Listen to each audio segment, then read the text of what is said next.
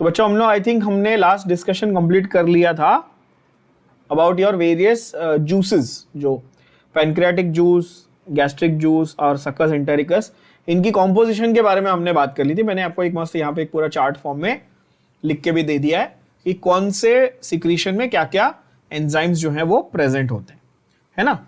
Bile के बाजू में लिख देना, बाइल का आपने नोट डाउन जो किया हुआ है उसके बाजू में ये जरूर लिख देना कि बाइल में नो एंजाइम। हाँ, बाइल में क्या होता है? नो एंजाइम, एंजाइम नहीं होता। ठीक है, चलो यहां तक आई थिंक हमने एनसीईआरटी के पेज 262 तक सारी चीजें मार्क कर ली थी। आगे आ जाओ नेक्स्ट पेज पे, 263 पे आ जाओ। अब क्या बोलता है जरा देखते हैं। तो हमने कॉम्पोजिशन देख ली। अब नेक्स्ट जो पार्ट है, जो एक्चुअली लास्ट पार्ट है इस चैप्टर का, वो ये है कि पर्टिकुलर बायोमोलिक्यूल, जो बायोमोलिक्यूल्स हम पढ़ चुके हैं ना कि प्रोटीन्स हैं, कार्बोहाइड्रेट्स, जो भी कॉम्प्लेक्स बायोमोलिक्यूल्स हैं, उनको डाइजेस्ट करना है, उनको ब्रेक डाउन करना है। तो कौन सा एंजाइम कौन सा केमिकल रिएक्शन कर रहा है, बस ये लास्ट पार्ट है। अच्छा मुझे ये बताओ, ऑलरेडी जो प्रोटीन्स थे वो ब्रेक डाउन हो चुके हैं प्रोटियोसिस और पेप्टोन्स में। कैसे? काइम में ऑलरेडी वो प्रोटियोसिस और पेप्टोन्स बन चुके हैं by the action of pepsin, by the action of pepsin. ये भी हमने लिख लिया ना यहां पे, ये रहा देखो, पेप्सिन की वजह से वो क्या बन चुके हैं? प्रोटियोसिस और पेप्टोन्स बन चुके हैं। कहां पे? स्टमक में। तो हमने ओरल कैविटी और स्टमक का कंप्लीट कर लिया था। आगे जाते हैं। अब ये काइम में बन चुके हैं पेप्टोन्स और प्रोटियोसिस, पार्शियली हाइड्रोलाइज्ड हैं ये। अब ये कहां पहुंचे? ये इंटेस्टाइन में पहुंचे। कहां पहुंच गए? अब ये इंटेस्टाइन में पहुंच गए। अब इनके ऊपर कौन काम करेगा? Proteolytic enzymes of the pancreatic juice काम करेंगे। कौन से प्रोटियोलाइटिक एंजाइम्स है पैनक्रियाटिक जूस में? 3 थे, ट्रिप्सिन, काइमोट्रिप्सिन और कार्बोक्सीपेप्टिडेज। कौन से थे बच्चों? ट्रिप्सिन, काइमोट्रिप्सिन और कार्बोक्सीपेप्टिडेज। अच्छा, ये तीनों का पैनक्रियाटिक जूस में क्या था? डायरेक्ट एंजाइम थे कि प्रो एंजाइम थे, यानी कि प्रीकर्सर थे? इनके प्रो एंजाइम थे, इनके प्रीकर्सर थे। ट्रिप्सिनोजेन, काइमोट्रिप्सिनोजेन, प्रो कार्बोक्सीपेप्टिडेज, ये हमने लिखा है कॉम्पोजिशन में। अच्छा, ये तीनों एंजाइम क्या करेंगे बच्चों? All these 3 enzymes, what they are going to do is they are going to convert the peptones and proteoses into even further simpler dipeptides. They are going to convert them into dipeptides. Clear? Same location पे intestine के अंदर ही pancreatic amylase enzyme जो है वो carbohydrates को convert कर रहा है इनटू डाइसैकेराइड्स, पॉलीसैकेराइड्स को यानी स्टार्च को कन्वर्ट कर रहा है इनटू डाइसैकेराइड। अच्छा, कितना परसेंट हो रहा है ये याद है किसी को? हमने ऑलरेडी देखा ओरल कैविटी में 30% कन्वर्जन हो चुका था, तो बाकी का 70% यहां होगा। बोलो हाँ या ना? लॉजिकल।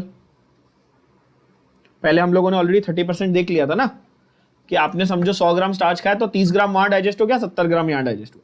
क्या ये बात समझ में आई? यस। और तीसरा क्या है? फैट्स। तो फैट्स को लाइपेजेस जो है वो डाइग्लिसराइड्स में कन्वर्ट करेंगे और फिर वहां से उसको मोनोग्लिसराइड्स में कन्वर्ट कर लेंगे। और जो न्यूक्लिक एसिड्स है, डीएनए, आरएनए, जो न्यूक्लिक एसिड्स है, न्यूक्लिएजेस, उनको न्यूक्लियोटाइड्स में कन्वर्ट करेंगे और फिर फर्दर और भी सिंपल न्यूक्लियोसाइड्स में कन्वर्ट कर लेंगे। मतलब पैनक्रियाटिक जूस के जितने भी कंपोनेंट्स थे सबने अपना अपना काम किया, लेकिन कहां पर किया? स्मॉल इंटेस्टाइन में किया। Is that understood? यस और नो? ये हुआ पैनक्रियाटिक एंजाइम्स के रोल। पैनक्रियाटिक एंजाइम ने अपना रोल किया। अब सकस एंटेरिकस के भी तो है ना, सकस एंटेरिकस के भी खुद के एंजाइम्स है। अब यहां पर अगर आप नोटिस करेंगे तो हम लोग कहां तक पहुंचे थे? हम डाइपेप्टाइड्स, डाइसैकेराइड्स यहां तक पहुंच गए थे। मतलब कि इनको और फर्दर ब्रेकडाउन अभी भी और कर सकते हैं ना, राइट? यहां पे मोनोग्लिसराइड्स पहुंचे तो उनको फैटी एसिड्स में कर सकते हैं, न्यूक्लियोसाइड्स पहुंचे तो उनको डीएनए के छोटे छोटे कंपोनेंट्स में ब्रेक डाउन कर सकते हैं। जो सकस एंटेरिकस के एंजाइम्स हैं, यानी कि आपके इंटेस्टाइनल जूस के जो एंजाइम्स हैं, वो इनके एंड प्रोडक्ट्स पे काम करते हैं, फर्दर उनको ब्रेक डाउन करते हैं। जैसे कि डाइपेप्टाइड्स को they will convert into amino acid. मतलब डाइपेप्टाइड एकदम सिंपल थे, उसमें सिर्फ 2 पेप्टाइड होते हैं ना एक डाइपेप्टाइड में, उसको और फर्दर ब्रेक डाउन किया तो क्या बन जाएगा आपके? एकदम बेसिक क्या? Amino acids. माल्टोस जो मिला था आपको, अब आप बोलेगा सर ये माल्टोस कहां मिला? तो ये देखो ना, डाइसैकेराइड्स मिले ना आपको। डाइसैकेराइड्स का एग्जांपल क्या है? माल्टोस है। क्या ये बात समझ में आ रही है? तो जो आपको माल्टोस मिला था उसको ब्रेक डाउन करके आपने क्या किया, ग्लूकोज बना लिया। अगर आपको लैक्टोज वाला डाइसैकेराइड मिला था तो ग्लूकोज गैलेक्टोज बना लिया, सुक्रोज वाला डाइसैकेराइड मिला था तो ग्लूकोज फ्रुक्टोज बना लिया। मतलब तीनों केस में आपको ग्लूकोज मिल जाएगा आपके मेटाबॉलिक रिक्वायरमेंट्स के लिए। क्या ये बात समझ में आई?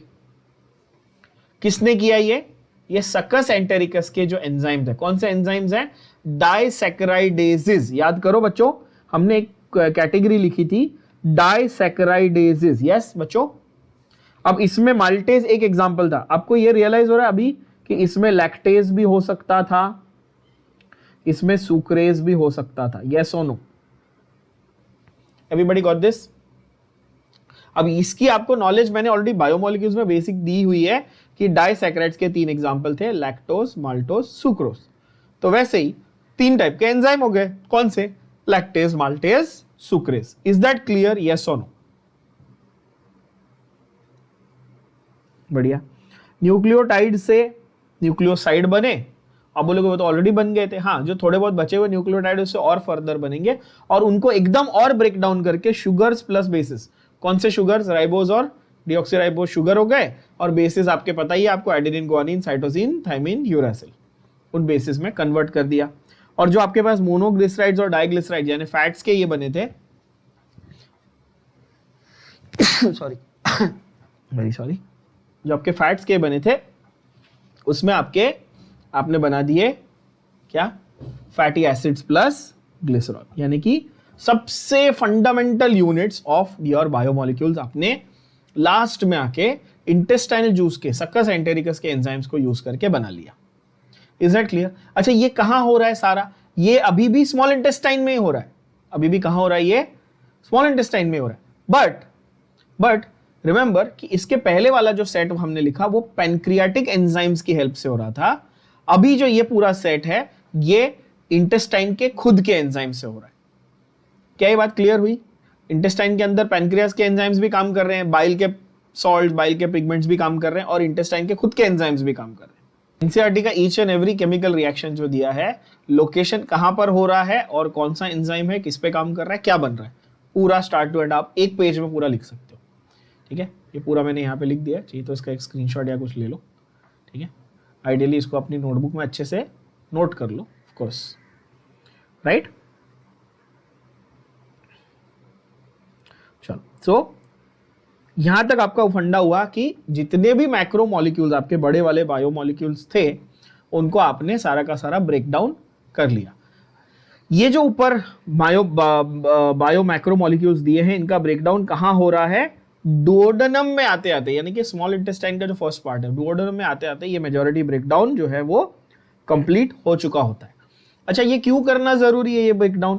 क्योंकि जो एंड प्रोडक्ट्स हैं, इन ब्रेकडाउन के जो एंड प्रोडक्ट्स जो हैं वो सबसे सिंपलेस्ट फॉर्म में चाहिए अपने को। क्यों चाहिए सिंपलेस्ट फॉर्म में? Because simple forms are absorbable. Intestine का काम क्या था, वो विलाई क्यों बनाए थे, फोल्ड्स जो थे वो क्यों बनाए थे, अब्जॉर्प्शन करने के लिए, सरफेस एरिया ज्यादा चाहिए था इसलिए बनाए थे, है ना। तो ये जो डाइजेशन के फाइनल स्टेप्स जो है एकदम एंड में आके, ये इनका पर्पस ये है कि आपने जो भी बायोमोलिक्यूल कंज्यूम किया है जो बहुत ही क्या बोलते हैं कॉम्प्लेक्स था, उसको आप सिंपलेस्ट अब्जॉर्बेबल फॉर्म में कन्वर्ट करो। इज दैट अंडरस्टूड बच्चों? Yes, and this is happening where these occur very close to the mucosal epithelial cells of the intestine का जो म्यूकोजा है उसके एकदम, ये मतलब एकदम बोलते हैं क्लोज प्रॉक्सिमिटी में ये सारे रिएक्शंस हो रहे हैं। ओके, इनका रीअब्जॉर्प्शन कहां, इनका रीअब्जॉर्प्शन नहीं, अब्जॉर्प्शन कहां हुआ? तो ब्रेकडाउन तो डुओडेनम में हो गया और अब्जॉर्प्शन हुआ जेजुनम और इलियम में। समझ में आ रही बात? ब्रेकडाउन कहां हुआ? पहले रीजन में यानी कि डुओडेनम में, और अब्जॉर्प्शन कहां हुआ? जेजुनम और इलियम में। और जो भी अब अनडाइजेस्टेड और अनअब्जॉर्ब्ड बच गया, that is passed on to the large intestine. मतलब ऐसा मैं बोल सकता हूं क्या बच्चों की पूरा मेजॉरिटी आपका जो डाइजेशन का प्रोसेस था और अब्जॉर्प्शन का प्रोसेस था वो स्मॉल इंटेस्टाइन तक खत्म हो चुका है। लार्ज इंटेस्टाइन में ज्यादा कुछ बचा है नहीं अभी, from a biochemical point of view करने के लिए ज्यादा कुछ नहीं बचा है। Is that understood? यस। तो इसलिए एनसीईआरटी में क्लियरली ये लाइन क्या लिखी हुई है, no significant digestive activity occurs in the large intestine. ये डायरेक्ट आपके एमसीक्यू में वो करेक्ट इनकरेक्ट स्टेटमेंट वाले क्वेश्चंस में वो आता है कि भाई बताओ whether this statement is correct और इनकरेक्ट, कि लार्ज इंटेस्टाइन का एक्चुअल डाइजेशन में कोई ज्यादा रोल नहीं है। तो आप बोलोगे जब ज्यादा रोल नहीं है तो क्यों इतना बड़ा इंटेस्टाइन क्यों बनाया हुआ है? तो भाई एक्चुअल डाइजेशन में यानी बायोकेमिकल डाइजेशन में कोई रोल नहीं है, but other roles are there ना, अदर फंक्शंस आर देयर। कौन से? जैसे कि absorption of water, minerals and certain drugs. ठीक है, ड्रग्स मतलब यहाँ पे मेडिकेशन की बात हो रही है, दवाइयों की बात हो रही है। तो वाटर, मिनरल्स और ड्रग्स का अब्जॉर्प्शन एक तो। दूसरा secretion of mucus which helps in adhering the undigested waste. देखो अनडाइजेस्टेड वेस्ट आपको अगर लूज स्टूल्स हो रहे हैं, लूज स्टूल्स है ना, तो उसको आप जैसे आप उसको लूज मोशन बोलते हो ना, लेमैन टर्म्स में अपन बोलते हैं ना किसी का पेट खराब है, लूज मोशन हो रहे हैं, राइट? इसका मतलब कि वाटरी स्टूल निकल रहा है, उसका कंसिस्टेंसी वाटरी है, right? But is that ideal? No, ideally you want the stool to have a consistency that is binded. Binded मतलब क्ले लाइक कंसिस्टेंसी, है ना? और वो बाइंडिंग कौन करता है? और हाँ, सॉलिड होना चाहिए बट क्ले लाइक, एकदम सॉलिड भी नहीं होना चाहिए ना। Should have a very ideal consistency, that is clay-like consistency. There, the mucus that is secreted by the large intestine, that is the one that lubricates and adheres, यानी कि उसको bind करता है, gather करता है एक जगह पे और makes it easy for it to pass through the large intestine and then into the rectum and then out of the anal opening. ठीक है, तो म्यूकस का सिक्रीशन आपके लार्ज इंटेस्टाइन में से होता है। ठीक है, जो अनडाइजेस्टेड अनअब्सॉर्ब सब्सटेंस है उसको हम क्या कहते हैं? फीसिस, है ना? क्या कहते हैं? Faeces. It enters into the caecum of the large intestine through the ileocaecal valve. Caecum कहां था याद करो, जहां आपका स्मॉल इंटेस्टाइन खत्म हुआ था ना, डुओडेनम, जेजुनम, फिर इलियम जहां खत्म हुआ था, ये ऐसे पूरा यहां से ऐसे आके यहां, और फिर यहां से आपका सीकम चालू होता है और फिर आपका कोलॉन चालू होता है। तो पहले कहां जाएगा? सीकम में जाएगा, है ना? फिर कोलॉन में जाएगा, असेंडिंग, ट्रांसवर्स और डिसेंडिंग। करेक्ट है बच्चों? एक चीज नोट किया आपने कि जैसे ही वो स्मॉल इंटेस्टाइन से पास हो गया वहीं से उसको फीसिस बोलना शुरू कर दिया, समझे? तो आपको ये पूछेगा द टर्म फीसिस, तो स्मॉल इंटेस्टाइन में काइम था, सॉरी आपके स्टमक में काइम था, स्मॉल इंटेस्टाइन में काइल था, अब लार्ज इंटेस्टाइन में जैसे एंट्री मारा क्या बन गया? फीसिस। समझे कि नहीं समझे एवरीबॉडी? यस। तो वहां पर वो सीकम में अब एंट्री कर चुका है। और यहां पर भी एक वाल्व है, जैसे स्फिंक्टर होता है ना वैसे वाल्व होता है। वाल्व का काम क्या है? Prevents backflow. जैसे स्फिंक्टर होती है एक ओपनिंग और वाल्व होता है एक ढक्कन, जैसे एपिग्लॉटिस है वो एक वाल्व है ना? तो ये आपके हार्ट में भी होते हैं ना वाल्व्स, आपको पता ही है। तो इलियोसिकल वाल्व, क्यों? इलियम और सीकम के बीच में, तो ileocaecal valve prevents the backflow of this material from the caecum to ileum. Now this material is temporary stored in the rectum till defecation. तो कोई पूछेगा रेक्टम का काम क्या है, तो क्या बोलेंगे? रेक्टम का काम है टेम्पररी स्टोर करना फीसिस को till the process of defecation, यानी इजेशन बोल सकते हो या रिमूवल ऑफ सॉलिड वेस्ट बोल सकते हो। ओके, नाउ नेक्स्ट पैराग्राफ पे क्या दिया हुआ है, जो ऑलरेडी हमने एमसीक्यूज में भी थोड़ा बहुत डिस्कशन कर लिया कि गैस्ट्रोइंटेस्टाइनल ट्रैक्ट की जितनी भी एक्टिविटीज है ये किसके कंट्रोल में है? So the activities of GIT are under neural control. एक तो ऑलरेडी बता दिया मैंने, नर्वस सिस्टम कंट्रोल करता है इसको, और दूसरा हार्मोनल कंट्रोल, मतलब हार्मोन्स भी कंट्रोल करते हैं आपका। एक तो नर्वस सिस्टम और हार्मोनल सिस्टम मिलकर आपके पूरे जीआईटी के एक्टिविटीज को कंट्रोल कर रहा है। करेक्ट? साइट, स्मेल और द प्रेजेंस ऑफ फूड, या तो फूड खाना देखकर या खाना स्मेल करके या आपके सामने खाना रखा हो या खाना मुंह में आपने जैसे ही रखा, presence of food in the oral cavity, all these can stimulate the secretion of saliva. Yes, all these can stimulate the secretion of saliva. अच्छा, प्लीज रिमेंबर एनसीईआरटी में स्पेसिफिकली यहां पर thinking of food can stimulate saliva, ऐसा दिया नहीं है। अपन ऐसा layman terms में बात करते वक्त बोलते हैं ना, अरे यार वो फलाने चीज डिश के बारे में सोच के मुंह में पानी आ रहा है, ऐसा बोलते हैं ना, बट एक्चुअली सोचने से नहीं होता टेक्निकली अकॉर्डिंग टू एनसीईआरटी, है ना। क्या है, या तो साइट, या तो खाना सामने होना चाहिए, दिखना चाहिए, या तो स्मेल आनी चाहिए खाने की सामने सामने, है ना, या तो खाना मुंह में एक्चुअली होना चाहिए। ये 3 कंडीशन में सलाइवा सिक्रीशन चालू होगा। समझ रहे हो बात को, क्लियरली दिया हुआ है यहां पे। Okay, I am just making you understand कि एनसीईआरटी में उनमें से क्या पॉइंट्स दिए हुए हैं। Of course there are cases where even thinking of your favorite food will stimulate secretion of saliva. That does not always happen. Many a times it will. Then you have gastric and intestinal secretions are stimulated by neural signals, of course. कौन सी gastric secretion मतलब कि gastrin का secretion हो गया, है ना, और intestinal मतलब succus entericus का हो गया, okay? And muscular activity of the alimentary canal यानी कि पेरिस्टालसिस जो है वो भी न्यूरल मैकेनिज्म से कंट्रोल्ड है। That is local mechanism, also the CNS, central nervous system, local system भी और सेंट्रल सिस्टम दोनों उसको कंट्रोल करता है। नेक्स्ट एक लाइन जो है ये डायरेक्ट एमसीक्यू है, बहुत इंपॉर्टेंट है। Hormonal control of the secretion of digestive juices is carried out by local hormones produced by the gastric mucosa and the intestinal mucosa. ठीक है, स्टमक और इंटेस्टाइन ये दोनों के जो म्यूकोजा में जितने भी एंजाइम्स या जो जूस सिक्रीट हो रहा है, इसका कंट्रोल किसके हाथ में है? हार्मोनल सिस्टम के हाथ में है। Is that understood? Yes, okay. तो हमने, अच्छा फिर से जरा यहां पे आपको एक चीज मैं रिवाइज करा दूं बच्चों, कि हमने चैप्टर की शुरुआत किससे की थी? हमने बोला था न्यूट्रिशन में आपका इंजेशन, डाइजेशन, अब्जॉर्प्शन, असिमिलेशन और इजेशन, इसके ऊपर बात करेंगे हम लोग। इंजेशन मतलब खाना खाया, डाइजेशन मतलब पूरा ब्रेकडाउन और ये वो सब।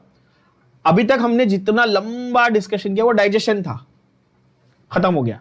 अब आते हैं अब्जॉर्प्शन पे।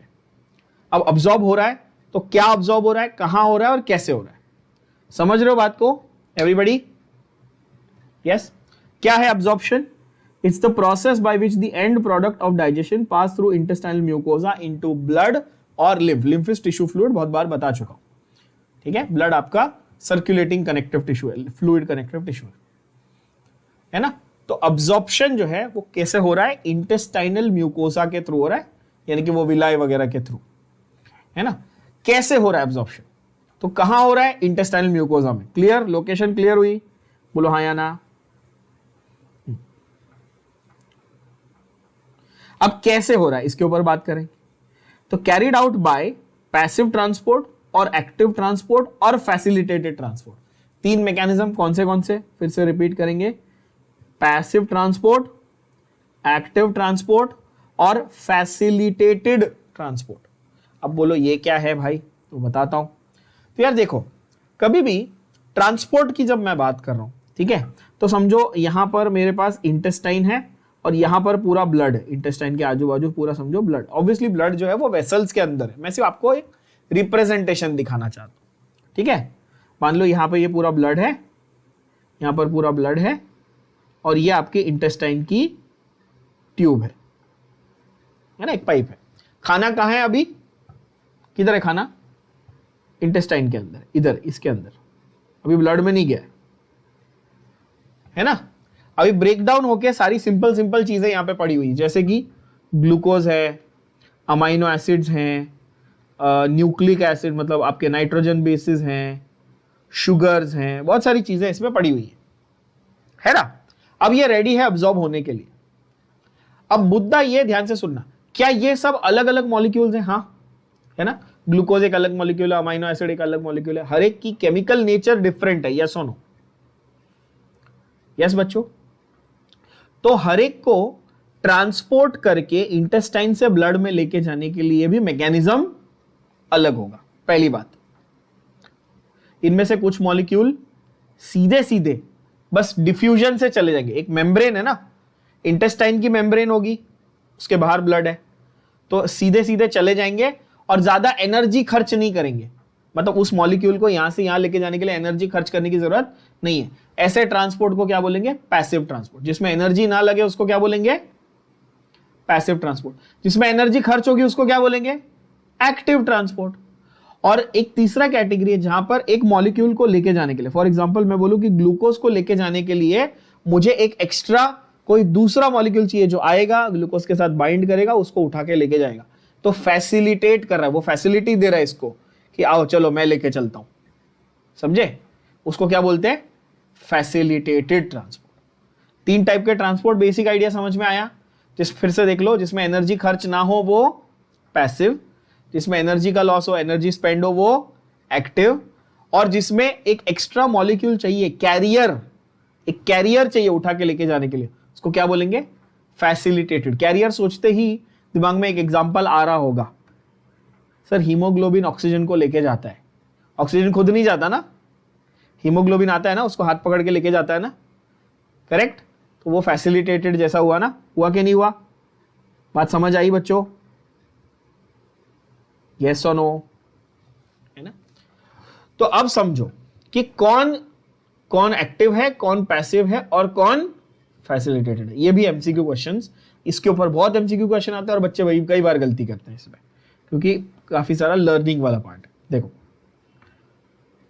Glucose, amino acids and chloride ions, कौन से? Glucose, amino acids and chloride ions are transported by simple diffusion, are absorbed by या transported by simple diffusion. Simple diffusion का मतलब कि भाई जहां पर फ्लो जा रहा है, जहां पे बहाव जा रहा है, वहां पे ये चुपचाप जाएंगे। जैसे नदी बह रही है, तुमको मैंने नदी में डाल दिया, तुम अपने आप जा रहे हो, तुम हाथ पैर नहीं चला रहे, तुम फ्लो के साथ जा रहे हो। तो बताओ एनर्जी खर्च की तुमने कि नहीं की? नहीं की। तुम कॉन्सेंट्रेशन ग्रेडियंट के साथ यानी कि फ्लो के साथ जा रहे हो, है कि नहीं? तो तुम्हारी एनर्जी खर्च नहीं हुई। तो पैसिव हुआ कि एक्टिव हुआ?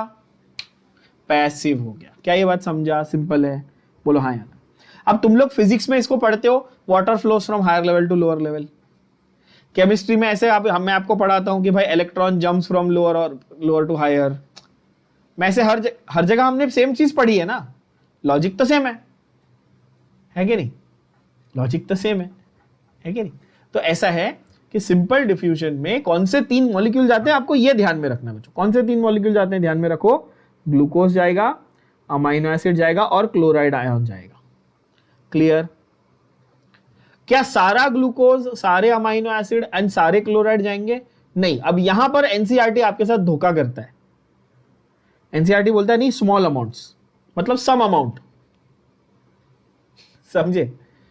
थोड़ा, मतलब समझो तुम्हारे पास एक्स अमाउंट ऑफ ग्लूकोज है, तो उसमें से थोड़ा पैसिव ट्रांसपोर्ट यानी डिफ्यूजन से जाएगा और थोड़ा एक्टिव ट्रांसपोर्ट यानी कि इससे जाएगा, सॉरी थोड़ा फैसिलिटेटेड यानी कि किसी और कैरियर प्रोटीन के साथ जाएगा। ये प्रॉब्लम है, एनसीईआरटी यहां पर कंफ्यूज करता है बच्चों को। तो इसीलिए आपको ये पैराग्राफ को बहुत ध्यान से पढ़ना है। मैं यहां पे लिख भी देता हूं, रीड दिस पैराग्राफ केयरफुली, क्योंकि ये पैराग्राफ बड़ा आपको कंफ्यूज करने वाला पैराग्राफ है। ठीक है बच्चों, लिख देना आप अपनी एनसीईआरटी में, रीड केयरफुली। ओके, अब देखो, ग्लूकोज, अमाइनो एसिड और क्लोराइड आयन के सिंपल डिफ्यूजन हुए। यहां तक क्लियर? सब लोग मेरे साथ है, बोलो हाँ या ना। मैं बहुत स्लो जा रहा हूं, कोई घाई नहीं कर रहा हूं। ओके, फिर some substances like glucose and amino acids are absorbed with the help of carrier protein। समझे? घोचू लोग क्या बोल रहे हैं? Glucose amino acid simple diffusion भी है और ग्लूकोज अमाइनो एसिड फैसिलिटेटेड भी है। इसीलिए ये वर्ड समझे क्यों इंपॉर्टेंट था?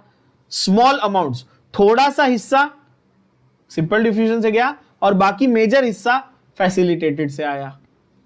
क्लियर हो गया एकदम? अब कंफ्यूजन नहीं होगा।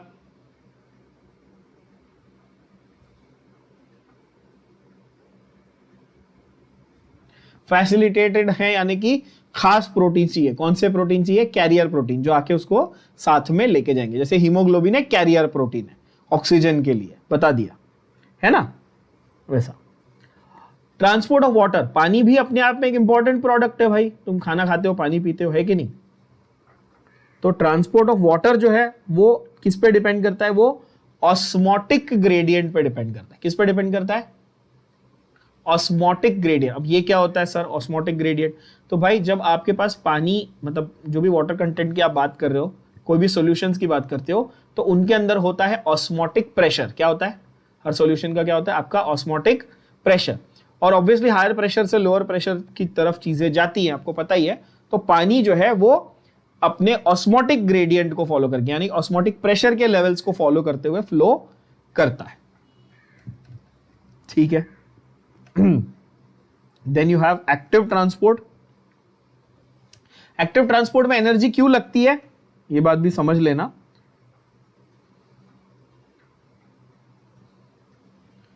गुलाम पिक्चर देखी आमिर खान की?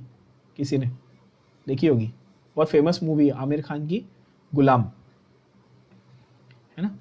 कॉपीड है बट अच्छी है। उसमें आमिर खान एक डायलॉग बोलता है कि लहरों के साथ साथ तो कोई भी तैर सकता है, लेकिन असली खिलाड़ी, जो असली चैंपियन, वो है जो लहरों को चीर के ऑपोजिट डायरेक्शन में जाता है। तो ये जो एक्टिव ट्रांसपोर्ट है ये वैसा है। कॉन्सेंट्रेशन ग्रेडियंट बोल रहा है फ्लो इधर जाने दो, लेकिन ये मॉलिक्यूल बोलता है ना मैं इधर जाएगा, उल्टा। तो उल्टा जाने के लिए उसको क्या करना पड़ेगा बच्चों? बहुत सारी एनर्जी देनी पड़ेगी, है ना? तो ये आपका काफी अच्छा इंपॉर्टेंट एमसीक्यू क्वेश्चन बन जाता है, डायरेक्ट एमसीक्यू क्वेश्चन बन जाता है कि एक्टिव ट्रांसपोर्ट में एनर्जी क्यों चाहिए? क्योंकि वो अगेंस्ट द कॉन्सेंट्रेशन ग्रेडियंट जा रहा है। Is that understood? है ना? अब यहां पर अगेन भयंकर कंफ्यूजन। अमाइनो एसिड्स, फिर से ग्लूकोज, फिर से and sodium are absorbed into the blood by active transport. Means amino acids and glucose, समझ रहे हो कितना ठग रहा है वो आपको एनसीईआरटी? तीनों में से जा सकता है, तीनों में से जा सकता है। ग्लूकोज और अमाइनो एसिड्स आपको सिंपल डिफ्यूजन से भी गया है, glucose and amino acids facilitated से भी गया है, और ग्लूकोज एंड अमाइनो एसिड्स किससे गया है? एक्टिव ट्रांसपोर्ट से भी गया है। Is that clear? Honestly, I don't know why they have given it like this, because it's actually stupid to give it at your level like this, because it is bound to confuse you, yaar. Make sure that you remember the unique ones. The unique ones are chloride यहाँ पर unique था for diffusion and sodium यहाँ पर unique था for active transport. समझ रहे हो? कम से कम यूनिक वाले तो आपको ये हेल्प करेंगे याद करने में कि क्लोराइड किस में था बच्चों? डिफ्यूजन में था, और सोडियम जो है वो एक्टिव ट्रांसपोर्ट में था। क्या ये बात एकदम क्रिस्टल क्लियर होके आपके दिमाग में बैठ गई? कंफ्यूजन जो था वो क्लियर हो गया? यस और नो? एवरीबॉडी? यस, बढ़िया। ओके। फैटी एसिड्स और ग्लिसरॉल जो है वो इनसॉल्युबल होते हैं, तो इनको डायरेक्टली अब्सॉर्ब नहीं किया जा सकता। ऑब्वियसली यार, फैट्स है ना, लिपिड्स हैं आपके, इनसॉल्युबल कंपोनेंट्स होते हैं, तो इसीलिए इनके लिए हमने क्या किया था? वो बाइल आता है ना, बाइल आता है, इमल्सिफाई करता है, फिर क्या बनाता है? स्मॉल ड्रॉपलेट्स बनाता है कॉल्ड माइसेल्स, है कि नहीं? ये मैंने पिछले लेक्चर में भी एक्सप्लेन किया था कि फैट्स और ऑयल्स जो हैं वो हाइड्रोफोबिक है, पानी के साथ मिलते नहीं, तो इसीलिए बाइल इनको आके इमल्सिफाई करता है, अच्छे से मिक्स करने में हेल्प करता है, पहली बात, और इनको छोटे छोटे ड्रॉपलेट्स में डालता है called माइसेल्स, which then go into the intestinal mucosa. Which part of the intestinal mucosa? The villi. Villi के अंदर किधर? लैक्टील, याद है? लैक्टील बड़ा सा, उसके फोल्ड्स के अंदर एक बड़ा सा लिम्फ वेसल होता है जिसको बोलते हैं लैक्टील, है ना? वहां जाएंगे ये उनका फेट क्या है? उनके नसीब में क्या है भाई कि तुम पहले तो तुमको एंट्री नहीं है, तुमको डायरेक्ट ब्लड में एंट्री नहीं, तुम फैटी एसिड हो, चलो भाग जाओ ऐसे। तो बाइल आएगा, अच्छा बोलेगा रुको यार मैं कुछ करता हूँ, तो बाइल उसको पहले कन्वर्ट करेगा किसमें? छोटे छोटे ड्रॉपलेट्स कॉल्ड माइसेल्स। फिर वो माइसेल्स से क्या बनाएंगे? काइलोमाइक्रॉन्स। फिर वो काइलोमाइक्रॉन्स कहाँ जाएंगे? लैक्टील्स में जाएंगे, फिर वो लैक्टील से अब्सॉर्ब होंगे। डायरेक्ट एंट्री नहीं है, जाएगा अल्टीमेटली ब्लड में, मतलब जाएगा तो वहीं पे, बट मैकेनिज्म समझना जरूरी है। क्या ये बात समझी आप लोग को? देखो, they are reformed into small protein coated fat globules called chylomicrons. Small protein coated fat globules. पहले वो ओरिजिनली फैट ड्रॉपलेट्स बने छोटे से, क्या, माइसेल्स। किसकी हेल्प से? बाइल की हेल्प से, है ना। फिर उसके बाद वो कन्वर्ट हुए छोटे छोटे प्रोटीन से कोट हुए फैट ग्लोब्यूल्स में, कॉल्ड काइलोमाइक्रॉन्स। नाम क्या है? काइलोमाइक्रॉन्स। बहुत लोग इसको चाइलोमाइक्रॉन बोलते हैं। मतलब माइक्रॉन आया, उसको बोला चाय लो, चाय लोगे? तुम्हारे घर पे मेहमान आया, चाय दे रहे हो उसको, काइलोमाइक्रॉन नाम है उसका, ठीक है। तो chylomicrons, and they are transported into the lymph vessels that are lacteals in the villi. For those of you who don't remember lacteals, 260 of NCERT, figure 16.5, ये जो येलो कलर का मैंने बड़ा सा मार्क किया है उसको रेड कलर का स्क्वायर किया दिख रहा है, क्या है वो? लार्ज लिम्फ वेसल है कॉल्ड लैक्टील। यस और नो? यस। हमारे पास ये लैक्टील्स में पहुंच गए काइलोमाइक्रॉन्स, और उसके बाद ये जो फैट ड्रॉपलेट्स हैं वो फाइनली ब्लड स्ट्रीम में चले जाते हैं। So absorption will happen at different stages, digestion will happen at different stages of the alimentary canal, like mouth, stomach, small intestine, large intestine वगैरह वगैरह। सबसे ज्यादा अब्जॉर्प्शन कहां हो रहा है बच्चों? मैक्सिमम अब्जॉर्प्शन हो रहा है स्मॉल इंटेस्टाइन में। क्लियर है ये? ठीक है। तो ये जो टेबल है ये अच्छे से आपको एक बार रीड कर लेना है। जो भी चीजें हमने डिटेल में थियरी में पढ़ी उसी का एक समरी है इस टेबल में, तो कुछ ऐसा नया आपको इसमें नहीं देखने मिलेगा इस टेबल में। Same things in the summary form they have given you, right. अब अब्जॉर्प्शन हो गया, ब्लड स्ट्रीम में पहुंच गया। अब ब्लड स्ट्रीम से ये जाते जाते मतलब ब्लड सर्कुलेट होगा और कहां पे लेके जाएगा? सारे मटेरियल को अलग अलग टिश्यूज, अलग अलग सेल्स के पास लेके जाएगा, करेक्ट ना? है कि नहीं? तो ये जो अब्जॉर्ब्ड सब्सटेंसेस हैं, they will reach the tissues and they will become part of the cytoplasm of the cells. This process is called assimilation. This process is called what? Assimilation. जैसे इंग्लिश लैंग्वेज का शब्द है, assimilation biology का शब्द नहीं actually. किसी चीज को assimilate करना, आपको स्कूल में बचपन में सिखाते होंगे ना कि गांधी जी या कोई और महान कैरेक्टर के बारे में बताएंगे और बोलेंगे उनकी क्वालिटीज को assimilate करो, उनकी क्वालिटीज अपने अंदर लाओ, ऐसा बोलते थे ना, है ना। हिटलर को छोड़ के बाकी कोई अच्छे अच्छे लोग जिनके बारे में आपने हिस्ट्री में पढ़ा है ना, शिवाजी महाराज, गांधी जी, इनके बारे में सोच के तो उनकी क्वालिटीज असिमिलेट करने बोलते थे, मतलब कि भाई अपने अंदर अब्सॉर्ब कर लो। वैसे ये है असिमिलेशन का मतलब कि जो भी सब्सटेंसेस आपने डाइजेशन करके सिंपल सब्सटेंसेस बना लिए वो ब्लड में पहुंचे, ब्लड से कहां पहुंचे? टिश्यूज में, और अब वो हर एक सेल के पास पहुंच गए और सेल के साइटोप्लाज्म को वो इंपॉर्टेंट सब्सटेंसेस अब मिल चुके हैं। They have become part of their the cell structure, right? And this process is called assimilation. Clear है? And last obviously is egestion, जो मैं आपको बता चुका हूं पहले भी कि जो waste product है, solidified है in the form of feces, they will initiate a neural reflex. You will feel the need to micturate or defecate at periodic intervals, ना? ठीक है। इसको अगर मैं सिंपल लेमैन टर्म्स में बोलूं तो आपको एक सिग्नल मिलता है, राइट? आप जैसे बैठे हो तो आपको एक सिग्नल मिलेगा ना कि अच्छा I am feeling like I have to go to the washroom, whether to either urinate or defecate, है ना, नंबर 1 या 2 दोनों में से कुछ भी, अपने को एक सिग्नल तो मिल जाता है ना बॉडी को। Just 1 second, sorry. हाँ, तो जो सिग्नल है वो बेसिकली न्यूरल सिग्नल है, आपका न्यूरल रिफ्लेक्स है, which is basically telling you that rectum में फीसिस जमा हो गया, निकाल दो, या ब्लैडर में यूरिन जमा हो गया, निकाल दो, correct. This process, this removal का प्रोसेस इज कॉल्ड इजेशन, है ना, and the process of it coming out through the anal opening is called defecation. It is a voluntary movement and it is carried out by a mass, a voluntary process and carried out by a mass peristaltic movement, right? You have to apply a certain amount of pressure now on your lower abdomen for the feces to be released. So that is mass peristaltic movement. Is that clearly understood by all? बढ़िया. Last part है आपका, yes, last part है disorders of the digestive system. ठीक है, disorders के बारे में हम लोग जरा बात कर लेते हैं.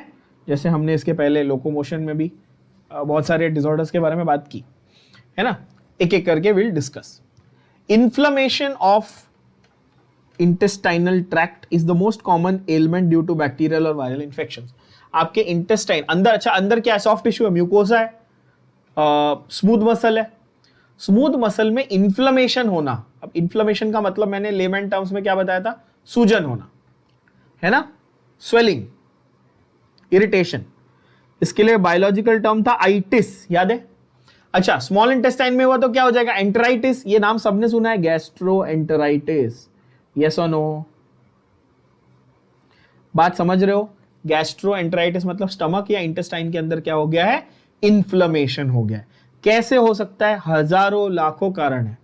और खास करके आपकी एज ग्रुप में, because you have a tendency कि भाई आप बाहर का खाना खा लेते हो या you know junk food and all खा लेते हो कभी, है ना, जो वो पानी पूरी वाले भैया ऐसे ऐसे करके फिर वो खाना बना रहे होते हैं. मैं ये नहीं बोल रहा सब जगह ऐसा होता है, बट हाँ होता है ना ऐसे.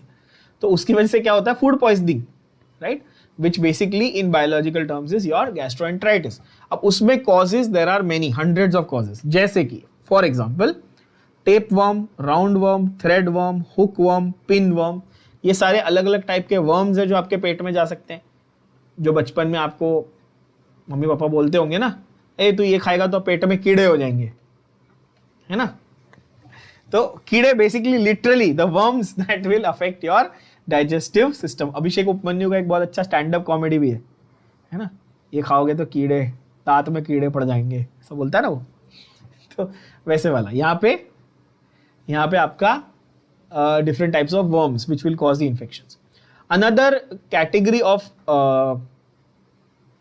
condition, another condition that affects your GIT is jaundice, जिसके बारे में हमने अगेन MCQs में डिस्कशन किया हुआ है.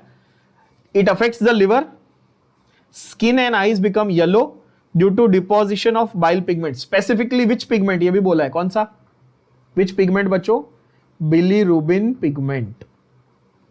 कौन सा पिगमेंट, bilirubin pigment.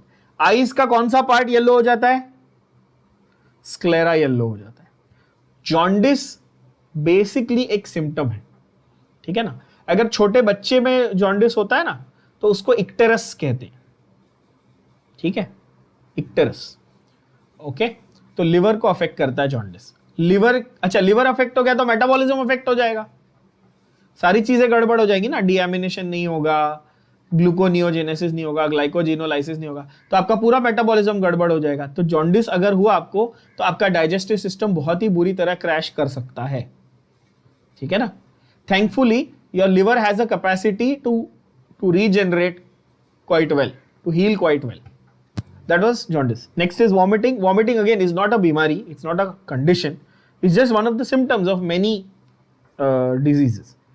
वॉमिटिंग जिसको आप लोग प्यूकिंग कहते हो, है ना, इसके लिए बायोलॉजिकल टर्म या साइंटिफिक टर्म भी है, क्या है, एमेसिस. वॉमिटिंग का साइंटिफिक टर्म क्या है, emesis, scientific term. Ejection of stomach contents through the mouth, है ना. It is controlled by the vomiting centre और vomit centre which is located in the medulla of your brain. आपके central nervous system में brain का एक part होता है medulla, medulla oblongata बोलते हैं, है ना. और जो फीलिंग है जहां पर अभी वॉमिटिंग हुई नहीं है बट यू फील दैट कि अभी होने वाली है, that is called nausea. That is called what,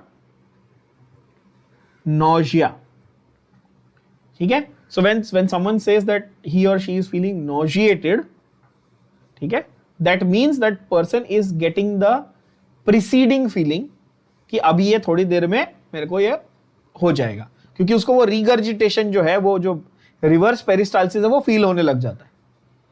समझ में आ रही बात, ठीक है. इंग्लिश में पब्लिक बहुत गलती करती है, you don't feel nauseous, you feel nauseated. हाँ, so don't use the word nauseous, feel नॉशिएटेड.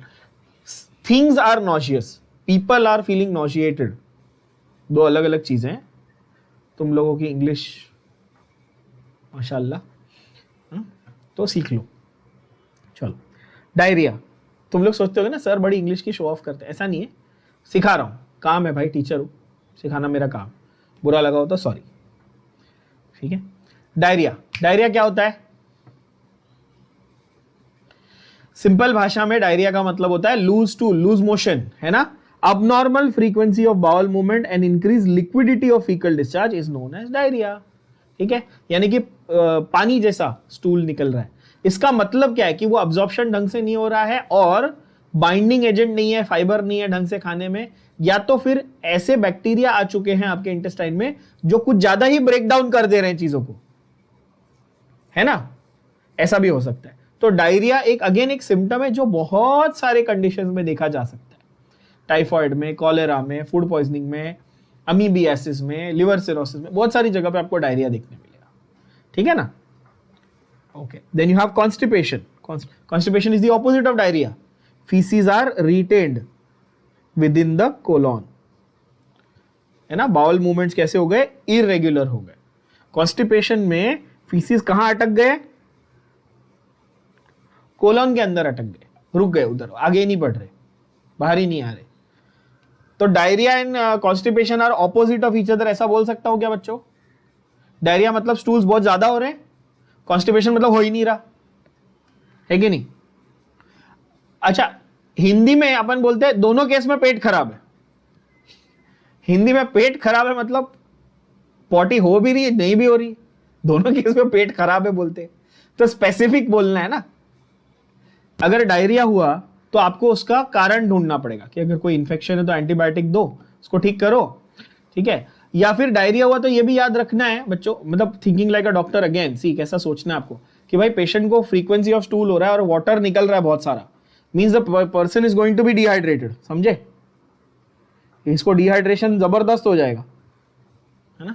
Hindi में डायरिया को दस्त लगना ही बोलते तो डिहाइड्रेशन हो जाएगा उस पेशेंट को, तो उसको आप सलाइन चढ़ाओ, उसको आप सॉल्ट्स दो, ओआरएस का घोल देते हैं अपन, नमक और शक्कर का पानी, ये सब देते हैं।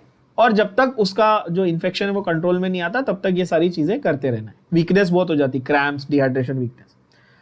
अगर कॉन्स्टिपेशन हुआ पेशेंट को तो आप क्या करोगे, तो आप उसको दोगे लैक्सेटिव। क्या दोगे, लैक्सेटिव। सिंपल भाषा में पेट साफ करने की दवाई, ठीक है। यानी कि जिससे पेरिस्टाल्सिस बढ़ेगा, आपको ऐसी दवाई देनी ना जिससे पेरिस्टाल्सिस बढ़े, तो जो फीसिस जो एक जगह रुक गया वो आगे बढ़े, और फाइबर कंटेंट बढ़ाओ उसके खाने में, फाइबर कंटेंट बढ़ा दो, और फीसिस को या फीसिस की सॉफ्टनिंग करने का, या तो म्यूकस नहीं आ रहा बरोबर से इसलिए अटक गया, या फीसिस हार्ड हो गया है, सॉफ्टन नहीं हो रहा है, या फाइबर कम है ना, या पेरिस्टाल्सिस नहीं हो पा रहा है, तो उस हिसाब से उसको ट्रीट करना है। So again, these are all symptoms. You have to think कि ये क्यों हो रहे हैं। इन सबको हम एक ही कैटेगरी में डाल सकते हैं कि ये डाइजेस्टिव प्रॉब्लम्स हैं, ये है। Then you have indigestion. These are all vague terms. I don't know why they have given like this. These are not specific. Constipation, diarrhea, ये सब symptoms हैं। Indigestion again is a symptom. It's not a condition. हाँ, और ये disorders में उन्होंने लिख दिए हैं, बट ठीक है, मतलब तो ठीक है, मैं आपको बता ही रहा हूँ ये सारे सिम्टम्स हैं, these are not conditions as such, खैर ठीक है। इंडाइजेशन में क्या है भाई, ऑब्वियसली नाम से ही पता चल रहा है, food is not properly digested, ठीक है। So you will feel full even though you not eaten, you will feel full. खाना नहीं खाया तो भी ऐसा लगेगा कि यार पेट भरा भरा सा लग रहा है। मैं आपको हर चीज हिंदी में क्यों समझाता हूँ, because these are terms that you have said at some point. आप सबने ये कभी ना कभी तो बोला होगा या सुना होगा। डेली यूज में हम बोलते हैं ना, आज पेट भरा भरा सा लग रहा है ना, इसका मतलब है basically you feel full, right? Exactly. हाँ, your parents are not going to agree to that. They'll say अच्छा नाटक करा, पढ़ाई नहीं करनी। The causes of that are either anxiety.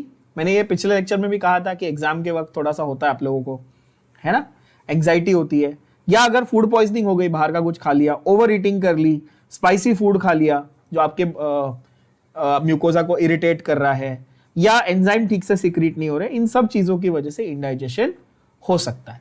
Again you have to find the cause and then treat the cause, you can just randomly treat it. This is the one that is PEM, that is protein energy malnutrition, है ना। इसके बारे में भी हमने MCQ में बात की। डाइटरी डेफिशिएंसीज होती हैं, हाँ, and they are widespread in Africa and Asia. मैंने बताया भी कि इंडिया में भी है और अफ्रीका में भी है, बहुत पॉपुलरली नहीं बट बहुत फ्रीक्वेंटली देखने मिलता है। Protein energy malnutrition, that is PEM, which is the other name for marasmus. ये कौन से कंडीशंस में देखने मिलेगा आपको? ये ऐसे कंट्रीज में देखने मिलेगा जो थर्ड वर्ल्ड कंट्रीज है जनरली, जहां पे या तो बहुत पॉलिटिकल प्रॉब्लम्स हैं, इकोनॉमिक प्रॉब्लम्स हैं, पैसा नहीं है, गरीबी है, या फिर पॉपुलेशन बहुत ज्यादा है, या वहां पर बाढ़ आती है या सूखा पड़ता है, ड्राउट और फैमिन। ड्राउट यानी कि सूखा पड़ना, फैमिन यानी कि भूखमरी, मतलब बाकायदा, मतलब इतना सूखा पड़ जाएगा कि भूखमरी हो जाएगी, राइट? या पॉलिटिकल प्रॉब्लम, या ऑल दोज थिंग्स। इस केस में आपको ये कंडीशन जरूर देखने मिलती है। बांग्लादेश लिबरेशन वॉर हुई थी 1971 में, है ना, जब इंदिरा गांधी और सब उनके टाइम पे, और वो मुक्ति वाहिनी का पूरा सब झगड़ा वगड़ा हो गया था ना पूरा वो, और फिर पाकिस्तान को ब्रेक करके उन्होंने बांग्लादेश बना दिया था। तो उस समय बांग्लादेश में बहुत देखने मिले थे ऐसे केसेस, पीईएम, है ना। और इथियोपिया में जब सीवियर ड्राउट आया था अफ्रीकन कंट्रीज में आज भी देखने मिलता है। ओके, तो पीईएम जो है ये बेसिकली इसके दो फॉर्म्स होते हैं, मैरास्मस एंड क्वाशियोरकर। मैरास्मस क्या है? Simultaneous deficiency of protein and calories. Very very important direct MCQ question है बच्चों। ये प्लीज मार्क करके रखेंगे सब लोग। ये सारे मैं जो मार्क करवा रहा हूं, देखो ये मान के चलो आपके नीट में आने वाले हैं, डायरेक्ट एमसीक्यू क्वेश्चन है ये, ठीक है ना। क्या है? प्रोटीन और कैलोरीज दोनों नहीं मिले बच्चे को, तो क्या है? मैरास्मस होगा। It is found in infants less than a year in age. बहुत छोटे बच्चों में ये मिलता है। इसका कारण क्या है? Mother's milk is replaced very early by other foods which are poor in protein and caloric value. The mother has to give up breastfeeding forcefully, either because the mother herself does not have enough nutrients, उस बेचारी को खुद को proper nutrition नहीं मिल रहा, खाने को नहीं है ना, या उसको बच्चे को छोड़ के काम पे जाना पड़ रहा है, क्योंकि ये गरीब देशों में होता है ना, जैसे मैंने बताया। तो आप इसके पीछे के कारण सोच सकते हो आप लॉजिकली, है कि नहीं। जहां पे बच्चा अगर 6 महीने का है, the mother has to leave the child and go to work, and she is not able to feed the child, और she does not have proper nutrition and all those things, that will lead to marasmus. Understood, right? और whether the mother has in rural areas, गांव वगैरह में क्या होता है, वो फटाफट एक साल में एक बच्चे करते हैं, है ना, पॉपुलेशन बहुत ज्यादा होती है, पता ही है आपको। तो mother has a second pregnancy when the infant is still young. एक पहला बच्चा 1 साल का हुआ, मुश्किल से दूसरा बच्चा हो गया, तो इसको ब्रेस्ट फीडिंग कम किया, इसको अब दूसरे को चालू कर दिया, तो पहले वाले को न्यूट्रिशन कम मिल रहा है कि नहीं। तो often happens when the mother has a second pregnancy और child birth when the older infant is still too young. क्या ये सारी चीजें समझ पा रहे हैं बच्चों आप लोग, मैं जो बातें बता रहा हूं? Yes, okay. पुराने जमाने में होता था, आज भी होता है, कई पुरानी कंट्री मतलब गरीब कंट्रीज में ऐसा होता है। The reason is economic, it's basically financial. कैसा होता है? देखो, इंडिया में आज भी गांव में ऐसा देखने मिलता है कई बार, क्योंकि जो गरीब तबके के लोग हैं, या जो बोल सकते हैं बिलो पॉवर्टी लाइन के लोग हैं, उनकी एक मानसिक स्थिति होती है, उनकी एक मेंटालिटी होती है जो उनके लिए सही है, कि वो सोचते हैं अगर हम 10 बच्चे पैदा करेंगे तो 10 लोग कमाने वाले होंगे, तो हमारी गरीबी दूर होगी। एक तो वो सोचते हैं। दूसरा, उनको ये पता है कि भाई हमारे पास पैसे नहीं है, तो हो सकता है 10 में से 4 बच्चे मर जाएंगे, एक्सपायर हो जाएंगे, सर्वाइव नहीं कर पाएंगे लंबे समय तक, अगर बीमार हुए तो हमारे पास पैसे नहीं इलाज कराने के लिए। तो वो उस हिसाब से सोचते हैं, ठीक है। और खेत वगैरह में काम वाम कर रहे हैं, तो जितने ज्यादा लोग हैं घर में उतना हाथ बटाएंगे, तो उनकी वो मेंटालिटी, इसलिए वो करते हैं, लाइक ज्यादा पॉपुलेशन होती है। और खास करके पुराने जमाने की अगर हम बात करें 1950s और 60s की, तब टीवी नहीं था, एंटरटेनमेंट नहीं था, people used to use sexual activity as a form of recreation in the villages, right. So इसलिए ऑब्वियसली तब भी पॉपुलेशन ज्यादा था। अब धीरे धीरे चीजें बदल गई हैं, things are improving, yes, day by day. So इसमें मैरास्मस में होता क्या है भाई? तो होता ये है, प्रोटीन की सीवियर डेफिशिएंसी है, इसलिए एक्सट्रीम इमैसिएशन हो जाता है। एक्सट्रीम क्या? इमैसिएशन। इमैसिएशन मतलब एक्सट्रीम थिनिंग, बहुत पतली एकदम, बोलते हड्डी हड्डी दिखने लगती है ना, वैसी बॉडी, उसको इमैसिएटेड अपीयरेंस, इमैसिएशन बोलते हैं। Thinning of limbs of course thinning of the body, thinning of the limbs, skin becomes dry and wrinkled, which means the child, mind you, आप ये बात भूलना कि ये किस में हो रहा है, infants less than 1 year age में हो रहा है। इसमें जो 1 साल का बच्चा है उसका फेशियल अपीयरेंस जो है ना वो बूढ़े जैसा दिखने लगता है, स्किन इतनी ड्राई और रिंकल्ड हो जाती है, ठीक है। ग्रोथ एकदम डिक्लाइन हो जाती है, growth of brain and mental, generally overall body का जो ग्रोथ है वेदर इट इज फिजिकल और मेंटल दोनों में इंपेयर मतलब दोनों ग्रोथ इंपेयर हो जाती है। क्वाशियोरकर क्या है, तो ओनली प्रोटीन डेफिशिएंसी। मैरास्मस में प्रोटीन और कैलोरी दोनों नहीं था, क्वाशियोरकर में ओनली प्रोटीन की कमी है। Again replacement of mother milk by high calorie diet. अब यहां पर क्या किया, मदर्स मिल्क रिप्लेस यहां भी किया, बट किससे रिप्लेस किया, हाई कार्बोहाइड्रेट वाला डाइट दे दिया, कि मतलब उसको न्यूट्रिशन तो मिल रहा है, गलत न्यूट्रिशन मिल रहा है, प्रोटीन नहीं मिल रहा है, सिर्फ हाई कैलोरीज मिल रही है। ये ज्यादा करके उन बच्चों में देखने मिलता है जो 1 साल से ज्यादा होते हैं एज में, ठीक है। मैरास्मस की तरह इसमें भी वेस्टिंग ऑफ मसल्स होता है, थिनिंग ऑफ लिम्स होता है, फेलियर ऑफ ग्रोथ होता है, but unlike marasmus some fat is still left under the skin and oedema मतलब बाकायदा, ईडिमा का मतलब होता है स्वेलिंग, सीधा सीधा ईडिमा का मतलब होता है स्वेलिंग, जो अपनी हिंदी में अपन बोलते फूक गया, सूज गया, जैसे मुंह सूज जाता है ऐसा लगता है, मून फेस बोलते हैं उसको, ठीक है। तो स्वेलिंग यानी कि ईडिमा देखने मिलता है किस केस में, क्वाशियोरकर में, राइट। तो डिफरेंसेस को नोट करना बच्चों, क्वाशियोरकर में प्रोटीन और कैलोरी दोनों नहीं है, सॉरी मैरास्मस में प्रोटीन कैलोरी दोनों नहीं है, क्वाशियोरकर में सिर्फ प्रोटीन का प्रॉब्लम है। मैरास्मस लेस देन 1 ईयर वाले बच्चे में होता है, क्वाशियोरकर मोर देन 1 ईयर वाले बच्चे में। मैरास्मस में बिल्कुल भी फैट्स भी नहीं बचे हैं, कुछ भी नहीं बचा है, और क्वाशियोरकर में थोड़ा सा फैट बचा है जिसकी वजह से स्वेलिंग यानी कि ईडिमा हो जाता है। आप लोग क्वाशियोरकर और मैरास्मस की फोटो एक बार गूगल से करके देख लेना, ठीक है। मैं अगले इसमें आपको फोटोज ढूंढ के दिखा दूंगा, मेरे पास अभी तो नहीं है। तो ये कंप्लीट हो जाता है आपका यहाँ पर digestion absorption entirely including all the disorders and everything, right. सारी मार्किंग्स आपको एज यूजुअल मैंने दे दी है, पर अच्छे से पूरा गो थ्रू कर लेना, खास करके जो पार्ट्स हमने लिखे हैं फ्लो चार्ट के फॉर्म में, मेक श्योर करना कि आप उसको अच्छे से गो थ्रू करो बच्चों।